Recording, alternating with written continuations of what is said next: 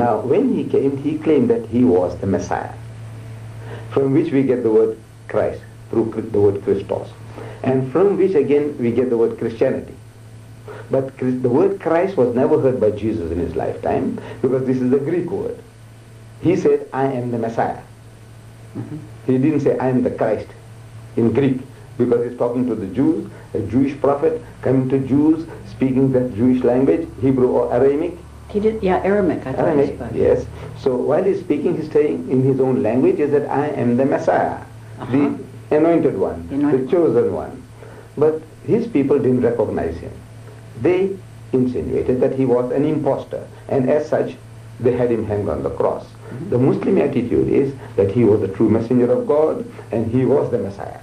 And more than that he was born miraculously, without any male intervention, and that he gave life to the dead by God's permission, and he healed those born blind and the lepers by God's permission. So we are going further than the Jews in the acceptance of Jesus Christ. Do you have any Jewish friends? Yes, I do have, and I also reason with them. Are you sure you have Jewish friends? Yes, I worked for Jews for a number of years, and we had fantastic relationship, man. And I have addressed Jewish audiences, and they seem to respond beautifully, to my messages. Okay. Yes, sir. So, Christ in Islam, you recognize him. The Jews do not. They are still waiting that Messiah.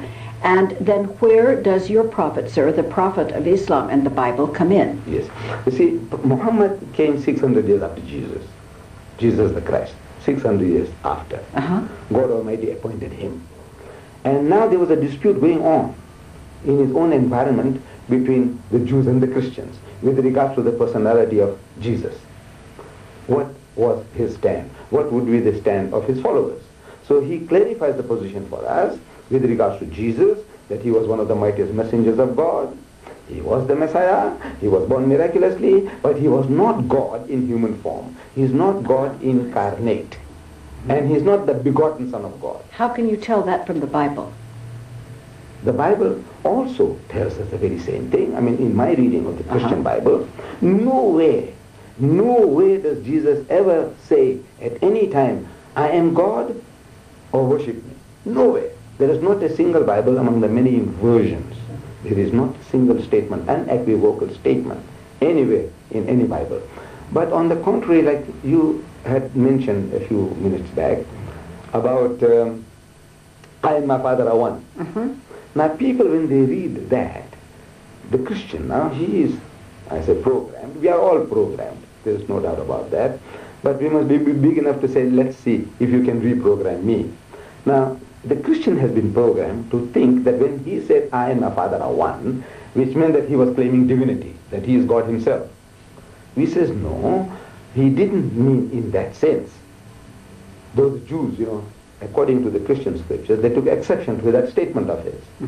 But he explains, he said, is it not written in your law, I said ye are gods, that people are even called gods in the scriptures, and you find no fault with that. Why are you taking exception to me when I say I am the Son of God? So in other words, now he was speaking in the sense that God Almighty and him, in purpose they are the same, not in omnipotence, in omniscience, or in any other spiritual matters. He, as he says, my Father is greater than I. So my Father is greater than all. He said, I can of my own self do nothing. God can do everything. He knows everything. He says, of that day, in the last day, knoweth no man, no, not the angels, nor the Son, but the Father in heaven. Nowhere does he claim equality with God. He's always a subordinate position. But now people, these statements are taken to me out of context, and a religion has been made out of it. What about Muhammad? Muhammad is no he more than a Messiah? Messenger. No, he is the messenger of God. He's a messenger. Yes. Jesus was also a messenger. But he was somebody that the Jews were waiting for, to liberate them from their Roman bondage, to free them. He had come to do a spiritual job of work. As he told Pilate, Pontius Pilate, he says, my kingdom is not of this world. In other words, mine is a spiritual kingdom. I want to elevate these people spiritually. The people of the time, naturally being under bondage, under Roman rule, they wanted somebody, a physical liberator. making them masters of the world. So the man was not prepared to do that. So the Jews as a people, they had rejected him. But we feel that he was the Messiah that was promised to the Jews. But if Muslims have Muhammad and the Christians have Jesus, and the Jews don't have anybody yet, is that right? No, they have Moses and the prophets. Well, but I mean, they don't have a latter day. Theirs go way, way back. You see, because we feel that they missed the bus with regards to Jesus. But Jesus was the Messiah. But now the Jews have given up all hope of the Messiah. They don't talk about the Messiah anymore. I bet they don't in their hearts. I bet they don't. Yes. Because they said, no, look, we now need, they will take matters into our own hands. They wanted the Messiah to come and do a job for them.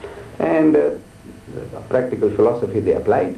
You know, Theodore Hertz said, no, we will get what the Messiah is supposed to do. And they did it.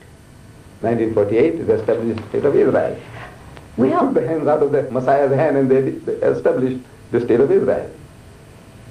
For the first and only time that I was in Israel, I was in a dining room by myself, and I didn't know anything about the holy days. I didn't know anything about the customs.